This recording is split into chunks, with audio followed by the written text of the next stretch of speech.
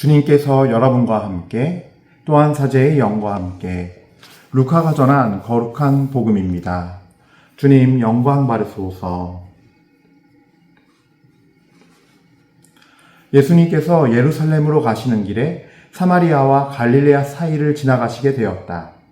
그분께서 어떤 마을에 들어가시는데 나병 환자 10사람이 그분께 마주 왔다. 그들은 멀찍이 서서 소리를 높여 말하였다. 예수님, 스승님, 저희에게 자비를 베풀어 주십시오. 예수님께서는 그들을 보시고 가서 사제들에게 너희 몸을 보여라 하고 이르셨다. 그들이 가는 동안에 몸이 깨끗해졌다. 그들 가운데 한 사람은 병이 나은 것을 보고 큰 소리로 하느님을 찬양하며 돌아와 예수님의 발 앞에 엎드려 감사를 드렸다.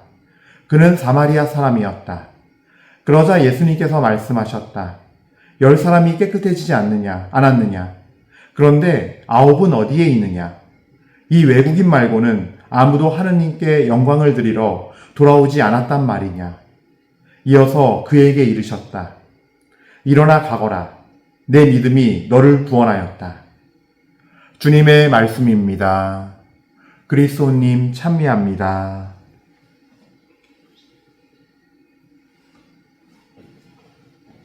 찬미 예수님, 은효 1830 가족 여러분들, 오늘 우리 루카복음 17장 11절부터 19절까지 말씀을 이제 듣게 되었습니다. 오늘 이 감사로운 사마리아인의 모습 보면서 우리 역시도 정말 비천하고 낮은 자가 되어서 주님 앞에 겸손한 마음으로 엎드려서 감사 찬미 지금 드리고 시작합시다. 아름다우시고 거룩하시고 사랑하는 예수님, 감사 찬미 받으소서. 주님 홀로 오늘 이 말씀을 통해서 더욱더 영광 받으소서. 아멘. 그래, 오늘 복음 말씀은 나병 환자 10명을 치유해 준 내용인데요. 이 내용은 치유 이야기 가운데 루카복음에만 딱 있는 내용이에요. 근데 한 구절 이렇게 한 내용 하나씩 보면서 우리가 이렇게 이제 말씀을 보도록 하죠. 예수님께서 예루살렘으로 가시는 길에, 즉 이제 십자가의 순환, 당신의 마지막 진정한 사명인 우리의 모든 인류의 죄를 속량하시고 구속하시는 그 정말 거룩한 여정을 향해 하나님께서 주신 성부의 사명을 향해 가는 여정 중에 벌어진 일이에요. 예수님께서 보면요, 이렇게 마지막 순간까지도 그 십자가 옆에 매달렸던 우도, 오른쪽의 강도도 그 마지막 순간에 회개하는 것을 받아주셔서 낙원에 들게 될 것이다 라고 말씀하시죠. 그 우도에게도. 물론 성경에는 좌도는 막 나도 살리라고 여기서 한쪽에서 아우성을 쳐요. 막 똑같이 죄를 짓고 죽는 주제에 자기 죄를 뉘우치지 못할 망정. 그래서 마태복음 20장에 있는 그 포도밭에 포도밭 그 주인의 비유 있죠. 아침 일찍 나와서 새벽에도 나가서 일을 했고, 또 오후 5시 마지막에 1시간만 일한 사람에게도 한 데나리온씩 준 사람들. 그게 딱 떠오르는데, 잘 생각해 보면은 이 인생 마지막에 회개하고 죽은 이분, 그 한 데나리온. 하루살이의 그 하루의 그 노동의 현장을 비유하신 거잖아요. 그러니까 한 데나리온이면 하루치 급여니까 그것이 우리 인생 전체 한 생의 삶에서 마지막 순간에 또 하나님께서는 회개하고 돌아오는 자비를 바라는 이에게 주님 앞에 엎드리는 이에게 구원을 주시는 그런 어떤 은혜가 있었죠. 어쨌든 얘기가 또 이렇게 해서 쭉 이렇게 나갔네요.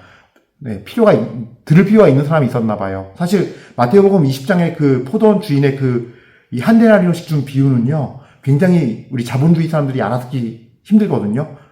이 세상살이에서 자본주의의 법, 특히 이 농무법 이런 거에 그게 이제 딱 우리 머리에 가치관으로 박혀 있으니까 직장에서 매일 8시간씩 일하는 중요한 현장이고 가장 오래 있는 삶의 현장 중에 하나고 대부분의 사람들이.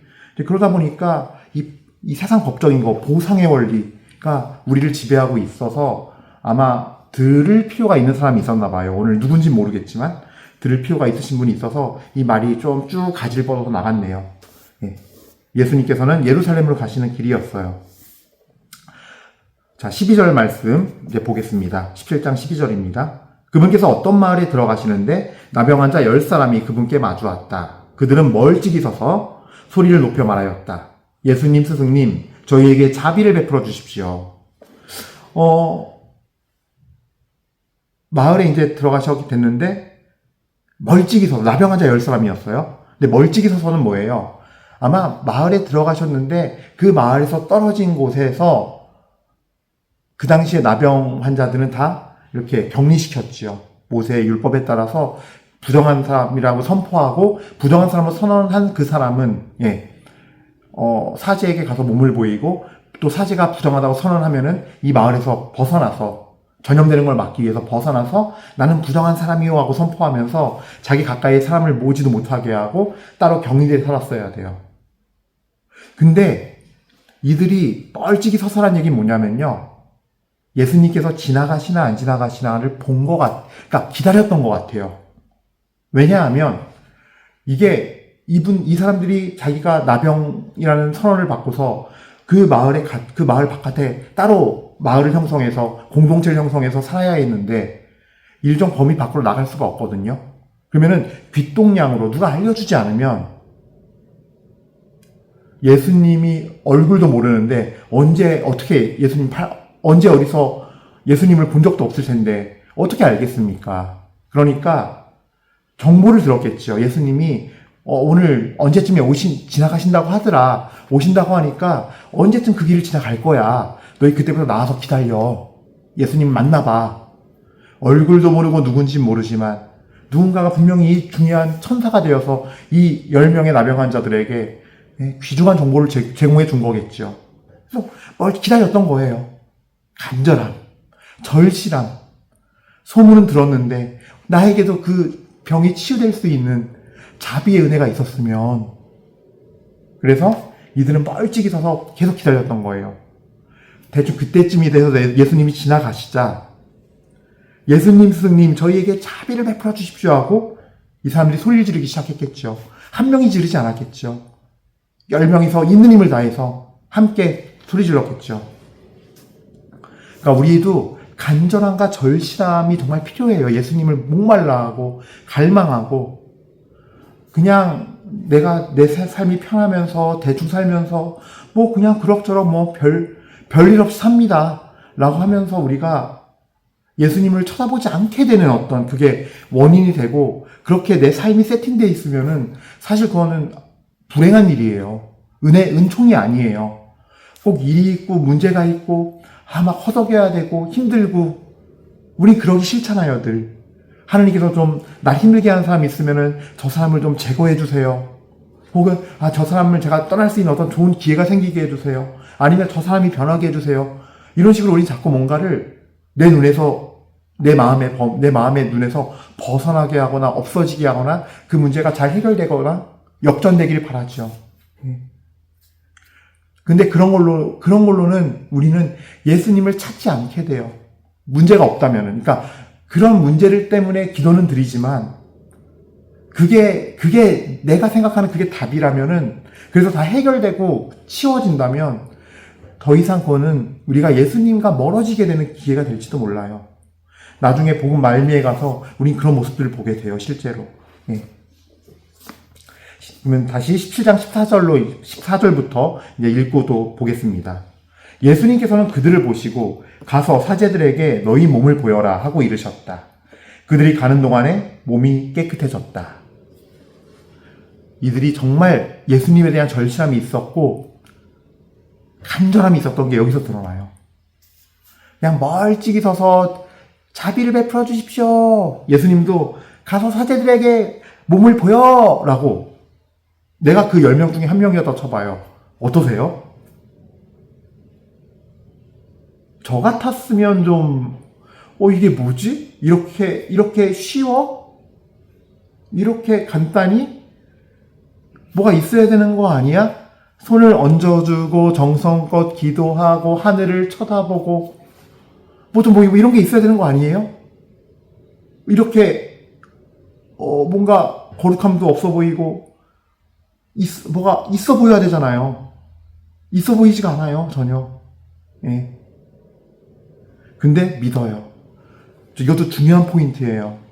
우리는요, 하나님과 예수님과의 만남을 자꾸 뭔가 예식화하려고 그러고 있어 보여야 되고 멋져야 되고 예절이 딱딱딱 있어서 또 뭔가 엄숙하고 뭔가 딱 엄숙함이 질서를 만들어내서 예절의 질서를 만들어내서 제대로 된 예시카가 돼야 하느님이 거룩하게 여기고 들어준다 생각해요. 하느님께서는요, 마음의 중심을 보세요. 마음의 중심. 이게 무조건 1번이에요. 우리 가톨릭이 막 유럽 가면 성지로 가면 막 성전 막 으리으리하잖아요. 막 어마어마하게 잘 꾸며져 있고. 전 그것이 그것이 다 지어진 후대를 사는 우리에게 마귀가 우리를 왜곡시키고 본질을 틀어버리는, 그래서 하느님을 몰라보게 만들고 멀어지게 하는 유혹의 도구가 된다 생각해요. 그러니까 그러니까 이 교회로 온다는 것 자체, 하나님을 믿으러 공동체를 형성한다는 것 자체가, 그러기 위해서 성전을 짓고 뭐가 있고 하는 것 자체는, 예절이 있고 하는 것 자체는 필요한 일이고, 그 신심과 정신이 모여서 모든 사람의 생각과 이 마음가짐이 다르기 때문에 스탠다드를 만든 거죠. 그래서 필요하고 공동체가 신앙을 함께 고백하는 건 정말 마땅하고 옳은 일이 맞아요. 그러나 뭐가 있냐면은 그런 뭔가 있어 보여야 하는 거에 자꾸 현혹이 되기 쉽고, 내가 그렇게 있어 보이는 거를 잘 따라하면은 나는 거룩하다라고 생각을 해요. 미사에서 말씀의 전례와 성찬의 전례가 거룩한 건 이 말씀이 선포되기 때문에 거룩한 거예요. 멋진 제다가 있고 신부님 명제가 고급스럽고 신부님이 근엄한 목소리로 형제 자매 여러분 안녕하십니까, 근엄 엄근진이어서가 아니에요. 예. 성령 안에서 사랑이, 마음의 중심 안에서 이 성전이 그렇게 하나님을 기리는 마음으로 거룩하고 아름답게 지었으면, 이 제단이 그렇게 돼 있고 이 성전이 그렇다면 우리 중심도 그러해야 한다는 거예요. 반드시 이 성전보다도 더 아름답고 빛나서 영화롭고 화려하게 그지없는 마음이어야 한다는 거예요. 그래서 하느님께서 내 주님으로서 앉아 계시기에 합당한, 내 안에 거하시기에 합당한 그럴 만한 것이 1번이어야 한다는 거죠. 그것은 겉으로 드러나는 예식과 예절로 되는 것이 아니라 마음이에요. 예수님이 그 마음을 읽으신 거예요. 마음의 중심을 보니 이들이 정말 정성을 다해 어디서 정보를 듣고 아침부터 그 시간 무렵부터 그냥 지금 몇 시간째 서서 기다렸구나, 나를. 간절하구나. 너무나 그 마음이 간절하고 절실하니 빛나는구나. 내가 받아주리라. 그래, 가서 해. 중요한 건 그분의 말씀이에요. 예. 말씀을 들을 때 말씀이 선포되기 때문이고, 이 믿음 안에서 성체가 거형되고 성혈이 이렇게 거형 성체가 될 때 그 안에서 하느님의 은혜가 담기면서, 예. 즉 믿음으로 보이지 않는 마음의 중심, 믿음으로 이루어진다는 거예요. 이 미사 예절 자체가. 성전도 그렇게 오랫동안 거룩하게 지은 것도 많은 사람들의 기도와 그 당시 사람들의 신앙이 기반이 되어서 믿음에 의해서 그런 모습이 나오는 건데, 그 믿음은 싹 사라지고 건물의 화려함만 남아서, 지금 보세요. 정말 유럽 다 보세요. 믿음이 사라지니까 어떤 일이 벌어져요? 그 으리으리한 그 화려한 성전이 뭐가 돼요? 나이트클럽이 된 데도 있어요. 심지어 술집 펍 되고, 그냥 박물관 되고, 공연장 되고, 클럽이 되고 술집이 된 건 뭡니까? 그 성당이. 네. 그래서 그냥 겉구민 예절과 예식이 중요하지 않다는 거예요. 우리 한국에도, 대한민국 교회도 그런 날이 닥칠 수 있어요. 마음이 중심이고 마음이 중요하고, 하나님은 겉모습으로 판단하지 않으세요. 중심을 보세요. 마음의 중심. 마음이 성전이에요. 예. 깨야 돼요. 깨야 돼요. 자, 그거에 사로잡혀 있는 사람도 있거든요. 깨야 돼요. 예. 어떤 분은 진짜 너무너무 불쌍한 영혼이에요. 신부님 말씀하실 때 발음이 안 좋다고, 특정한 몇몇 발음이 있죠. 그게 안 좋았다고 자기는 미사 때 분심하고 거슬려서 미사 못했다는 거예요. 이게 얼마나 바보 같은 일입니까? 발음이 있으면 아나운서를 놓고 하죠. 왜 사제를 아나운서로 뽑지, 왜? 본질에서 얼마나 벗어나고 왜곡되고 얼마나 거짓되고 위선되고 형식주의로 돼버린 겁니까? 불쌍한 거예요. 그 시간 동안 은혜 하나도 못 받은 거예요. 몇 마디 발음 때문에, 몇 개 문장의 액센트 때문에. 불쌍한 일이죠. 그런 분들도 계세요. 근데 그런 거에 우리가 현혹되고 넘어가 버린다는 거예요. 거꾸민 어떤 거칠애와 형식주의에. 그게 뭐예요? 그게 바로 종교성이에요. 그게 바로 바리사이의 영들. 현대 예수님 시대 바리사이 영들이요. 대한민국 이 가톨릭이 되면서 대한민국 가톨릭 교회까지 건너와서 그렇게 뻗치고 있는 거예요, 지금. 교회 근처에 딱 막 그냥 지를 치고 있으면서 영혼들을 으르렁대는 사자처럼 배고픈 사자가 되어서 오늘 어떤 영혼을 하나님께 못 가게 막을까 잡아먹으려고 유럽의 성지에서도 이 성당에서도 있을 수 있어요. 아마 더 있을 거예요. 영적으로 봤을 때는. 하나님 못 믿게 하려고 믿는 사람들 걸려 넘어뜨리려고 끌고 가려고. 왜냐하면 이미 죄의 길을 걷는 이들은 그곳에서 알아서 잘 성장하고 있거든요. 죄의 자녀로. 자, 근데 이들은 너무 절실하니까 그 마음의 중심을 보고 이 10명의 나병 자들이 바로 사제에게 간 거예요.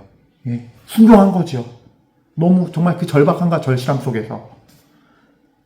그래서 그들이 가는 동안 병이 나았다. 실제로 몸이 깨끗해졌다. 자, 17장 15절입니다. 그들 가운데 한 사람은 병이 나은 것을 보고 큰 소리로 하느님을 찬양하며 돌아와 예수님의 발 앞에 엎드려 감사를 드렸다. 그는 사마리아 사람이었다.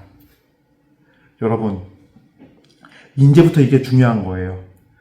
자, 15절 읽었는데 17, 16, 17, 18절, 19절까지 쭉 다 그냥 연속해서 읽을게요. 그러자 예수님께서 말씀하셨다. 10사람이 깨끗해지지 않았느냐? 그런데 9은 어디에 있느냐? 이 외국인 말고는 아무도 하느님께 영광을 드리러 돌아오지 않았단 말이냐? 이어서 그에게 이르셨다. 일어나 가거라. 내 믿음이 너를 구원하였다. 예. 이걸 다 같이 볼게요. 왜냐면요. 10사람 가운데 한 사람만 다시 예수님께 돌아와서 하나님을 찬양하며 큰 소리로 하나님을 찬양하며 발 앞에 엎드려 감사를 드렸다.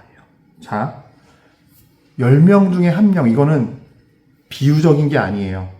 이게 이 복음에서의 현실이 우리의 믿음의 현실이에요. 자, 많은 이들이, 저 실제로 많이 봐요. 많은 이들이 치유를 받거나 어떤 은혜를 입거나 정말 기도를 막 간절히 해가지고 정말 하나님께서 기적처럼 막 역전시켜주시고 도와주시고. 근데 그런 사람들도요, 제가 물어봐요.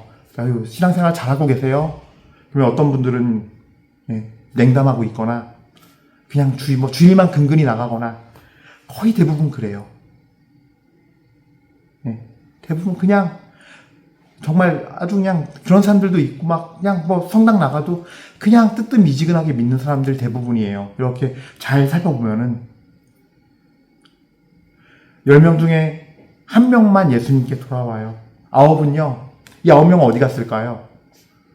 집에 갔겠죠. 자기가 가고 싶은 곳 갔겠죠.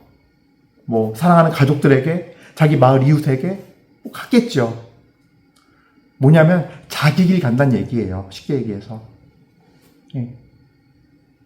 처음에 이렇게 치유받고 뭐가 되고 회개하고 간절히 기도 들어주셔서 진짜 안 되는 승진되고 안 돼 막 집안 완전 망해가게 생겼는데 하나님 살려주셔가지고 역전되고 그래서 이제 먹고 살게 되고 이런 다 각양각색의 체험을 할 때 우리가 사실은 어떤 일이 벌어지냐면요. 이 10명 중에 9명도 그랬을 거예요. 사제에 갔더니 몸이 깨끗해져 있어. 사제가 선언했어. 와, 감사합니다. 신난다. 그러면서 그냥 간 거예요, 내 길을. 나의 길을 가요. 그리고서 얘기하겠죠. 가족들에게 이렇게 예수님 만나서 고쳐주셨어. 라고. 하지만 그거는 내가 신나는 거에서 내가 신나니까 거기서 딸려 나온 얘기고 나 중심의 에피소드인 거고 그것이 점점 퇴색이 되기 시작해요. 하느님 예수님께서 베푸신 그 치유 은총은 강력하겠죠. 당연히 하느님의 은혜의 본질은 다 강력해요. 왜냐면요 하느님 그 거룩한 그 본성 안에서 생명력이 흘러나오거든요. 하느님의 생명력. 내가 치유를 받는 사람도, 내가 회개하게 되는 사람도, 내가 어떤 일에서 기도를 해서 정말 아주 드라마틱한 너무나 간절한 정말 이거 하나님께서 해주신 거 맞아 라고 밖에 할 수 없는 드라마틱한 응답을 받은 사람도 그 안에서 느껴지는 그 영혼이 살아남으면요 생명력 때문이에요. 그래서 마비됐던 영혼이 마비가 풀려서 생동하게 되고 기쁨이 없던 영혼이 기쁨이 생기고 딱딱한 영혼이 부드럽게 말캉말캉해지고 생명력이 흐르니까 그 순간 내가 진짜 하나님께 만난 것 같고 다 이룬 것 같아요. 그러니까 이 9명도 내 길을 그냥 간 이유가 응답 받았어 하나님 감사합니다 라는 마음 성전에서 있었지만 그냥 그 은혜 하나로 가는 거예요. 그냥 은혜로 그 은총 하나로 가야 되는 게 아니라 정확하게 얘기하면 은혜로 사는 것이 맞는데 그 은혜로 산다는 의미가 뭐냐 하면은 내 삶 안에서 예수님이 주인이 되어서 내 삶 안에서 항상 예수님과 내가 연결되어서 사랑의 친밀감 안에서 매 순간순간을 살아가는 것이 신앙생활이거든요. 그게 가톨릭이에요. 그게 보편되고 진리예요. 그게 시대가 인종과 문화와 역사를 다 이렇게 거슬러 가도 흘러도 변하지 않는 진리는 그건 거예요. 그래서 매일미사 나오는 거고, 그래서 기도 드리는 거고, 그래서 주일에 공동체를 이루고 의무를 지키는 거고 하는 거예요. 이게 되지 않으면 나중에 퇴색돼 버려요. 제가 아까 처음에 말씀드린 대로 뭐 치유를 받아서 잘 지내요라고 물어보면은 몇 년 뒤에, 3년 뒤에, 5년 뒤에는 냉담하는 분도 계시고 그렇게 막 어려워서 막 절절절 매는 시간들을 막 진짜 보냈는데 그냥 정말 6개월, 1년 만에 겨우 그거를 해결했는데 주님 은혜로 정말 주님의 은혜로 해결했는데 나중에 보면은 냉담자 돼 있고 주일만 겨우 나가고 있고 이 10명 중에 9명이 그런다는 거예요. 이들도 처음에는 기뻐서 이렇게 갔겠지만 뭐가 문제가 되냐면요. 우리 삶에서도요. 그때 그 사건 하나 가지고 하나님 다 만난 거냐 자꾸 우겨먹어요. 그때 하나님 안 만나고 체험 안 한 게 아니에요. 한 거 맞아요. 한 거 맞는데 하루하루 매일매일을 예수님과 나와의 삶은요. 현재 진행형이고 현재예요. 지금 이 순간이에요. 살아있는 관계여야 돼요. 비밀을 하나 알려드릴까요? 예수님은 그때 큰 사건으로 한번 말씀하시는 분이 아니에요. 매일 매 순간 every second 매 초마다 말씀하시는 분이세요. 왜냐고요? 우리를 그토록 사랑하시니까요. 우리가 매 순간순간 당신의 사랑을 나누길 원하시니까요. 영원히 그러시길 원하시는 영원하신 거룩한 본성에서 흘러나오는 참 사랑이시니까요. 어쩌다 한번 말씀하시고 이것만 있는 게 아니에요. 그리고 사람들은 이것만 있다 생각해요. 성경에서도 뭐 여러 사람들 기드온 엘리야, 엘리사 다 그런 것처럼 보이니까요. 어떤 사건이 있어서 그 사건에서 말씀하시니까 인생에서 이런 분들은 좀 특별한 분들이니까 슈퍼 히어로, 슈퍼 영웅이들이니까 슈퍼맨들이니까 그런 존재들이니까 좀 더 많이 말씀하시고 좀 더 놀라운 일을 많이 하신 거고 우리 같은 아래 것들은 그냥 한번 만나면 그걸로 그냥 우려먹고 사는 거야. 이게 아니라는 거예요. 썩어버려요, 그 체험. 제가 아까 그랬잖아요. 그래서 만나는 분들 물어보면, 열이면 아홉이 냉담하고 있거나, 그냥 주일마다 대충 나가고 있거나, 뜨뜻미지근해져가지고, 라우디아게이아의 교회가 됐어요. 요한묵시록에 나오는. 응? 뜨겁거나 차면은 먹을 텐데, 예수님께서 뜨뜻미지근하니 뱉어버리겠다. 이런 소리 들을 판으로 살고 있는 거예요, 그냥. 그래서 그러면 신부님, 그 9명처럼 되지 않으려면 어떻게 해야 되는데요? 바로 이 사마리아인이 돼야 돼요. 매 순간마다. 나의 삶 속에서 매 순간마다 다시 항상 예수님과 연결되는. 그래서 좋은 일이든 나쁜 일이든 이런 치유를 받은 감사한 일이고 좋은 일에도 속에서 사마리아인은 와서 예수님과 연결됐어요. 이 연결은 어떻게 하느냐? 매우 중요하지만 매우 우리가 다 알고 있는 거예요. 하느님께 감사와 찬양. 그 다음에 주님이신, 나의 주인이신 그분 앞에 무릎 꿇는 거예요. 나를 바치는 거예요. 이거를 제가 항상 강조하는 자기 부인, 자아파세, 자아 죽음, 자기 버리기. 나를 주님 앞에 완전히 드리는 거. 엎드려서. 이 삼박자. 감사, 찬양, 자기 내어놓기, 죽이기, 자부인, 자기 파쇄. 이것이 예수님과 우리 삶에서 연결되는 방법이에요. 이렇게 오늘 사마리아인처럼 나병이 치유는 극적이고 기쁜 일 말고도 안 좋은 일이 있을 수 있어요. 힘든 일이 있을 수 있어요.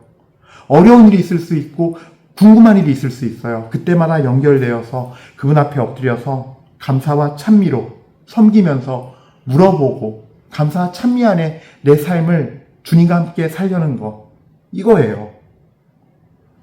그리고 요 대목도 우리 유심히 봐야 돼요. 그는 사마리아 사람이었다. 10명 중에 한 명 돌아왔는데 사마리아 사람. 이스라엘 사람과 다른 이방인에서 사이에서 난 혼혈족. 그래서 그들은 무시당했어요. 사마리아인들은. 유대인들이 무시했어요. 너희는 혼종이고 짬뽕이고 가짜라고. 너희는 선택된 민족이 아니라고. 하나님께서 너희 같은 거 사랑하실 리가 없다고. 과연 그럴까요? 또 좀 더 여기서 말씀드리자면 우리가 사마리아 사람 진짜 비천한 사람인 거예요. 유대인들 이 안에서는. 유대인들의 눈에 봤을 때는 그런 비참한 존재인데 하나님에게 감사드리는 사람이 사마리아인이에요. 하나님은요, 낮고 비천한 사람을 쓰시는 이유가 있어요. 낮고 비천한 사람일수록 주님의 영광을 더 드러내는 삶을 보여줘요. 사실 재밌는 게 모세가 왕족이었을 때 왕으로 쓰신 게 아니라 도망자가 되어서 미디안 광야에서 40년 양을 쳤어요. 아무것도 없어서 그냥 우연찮게 우물가에서 도망치다가 우물가에서 여자 목동을 도와주지요. 물 먹을 수 있게. 남자 목동들이 막 괴롭히고 하니까. 그게 계기가 돼서 그 집에 장인 이드로를 만나게 돼서 딸과 결혼을 해요. 그래서 이제 40년간 미디안 땅에서 양을 치는 왕자였다가, 이집트의 왕자였다가 한순간에 양치기가 됐어요. 그냥 목동이 됐어요. 하지만 이 40년 동안 하나님은 이스라엘의 60만, 장정만도 60만이 그 수백만의 백성을 이끌 수 있는 리더로 키우신 거예요. 40년 동안 여기서 수업했어요. 여기서 수업하지 않고. 왕의 수업, 세상의 수업이 아니라 하나님의 수업 받았어요. 숨겨놨어요. 철저하게. 낮고 비천하고 아무것도 아닌 채로 정말 살아있는지 죽었는지 모를 정도로 완전히 숨겨서. 사마리아 사람이 바로 그런 의미예요. 하나님께 자기를 꿇고 감사와 찬양을 드릴 수 있는 사람은 낮고 비천한 이어야만 돼요. 사람 눈에 아무것도 아닌 이어야만 돼요. 이거를 아신다면 참으로 이 시대에도 주님의 말씀이 어디서 선포되고 있는지, 또 어떻게 운행을 하고 하나님께서 이끌고 계시는지 구원의 경륜을 이것도 깨닫게 될 거예요. 자, 마지막 부분이죠. 예수님께서는 마지막 19절에 그에게 이렇게 이르셨다. 일어나 가거라. 내 믿음이 너를 구원하였다. 여러분, 내가 치유받고 하나님 체험 막 했다고, 혹은 아까 말씀하신 대로 극적인 드라마틱하게 내가 완전 망하기 직전이었는데 주님께서 들어주셔서 날 살려주셨다고, 그리고 내 길을 갔어요. 내가 은혜 받았다고 혼자 느끼고 혼자 그냥 가버렸어요. 내 길을. 구원의 선포는, 용서의 선포, 구원의 선포는, 그 판단은 내가 내리는 게 아니에요. 그 순간에 너무 기쁨이 차오르고 너무나 생명력으로 약동해서 하느님을 정말 100% 다 만난 것 같고 이게 단 것 같은데 아니에요. 진짜 하느님께서 구원을 선포하시는 건 하느님만이 하시는 일이에요. 그건 하느님의 주권이자 그분의 권능이에요. 예수님께서 오늘 10명을 치유하시고 진짜 은혜 받고 구원받은 이는, 구원의 은혜를 얻은 이는 딱 한 명, 사마리아 사람인 거예요. 주님과 연결되는 삶을 살기 시작한 바로 그 사람. 치유가 되고 구마가 되고 뭐가 해결돼서 해결된 거예요. 그때 은혜 주신 건 맞아요. 그때 주님 체험한 거 맞아요. 그것까지예요. 진짜 해야 할 일은 이 사마리아인이 한 일을 해야 되는 거예요. 겸손되이 하나님께 다시 돌아와 찬양과 감사로, 그리고 나를 완전히 내어놓고 주님을 주인으로 모시고 하는 이 행위. 그래서 주님과 연결되는 삶. 주님과 친교를 이루는 삶, 사랑을 나누는 삶, 말씀을 주고받는 삶. 그때 주님께서는 선포하십니다. 일어나 가라. 내가 널 이제 파견한다. 미사가 끝났으니 가서 복음을 전합시다. 파견한다. 내 믿음이 너를 구원하였다. 어떠십니까? 그 선언을 들으시겠습니까? 마시겠습니까? 꼭 우리 들읍시다. 네 믿음이 너를 구원하였다. 구원의 은혜로 약동하며 매일매일 그분과 함께 살아갑시다. 아멘.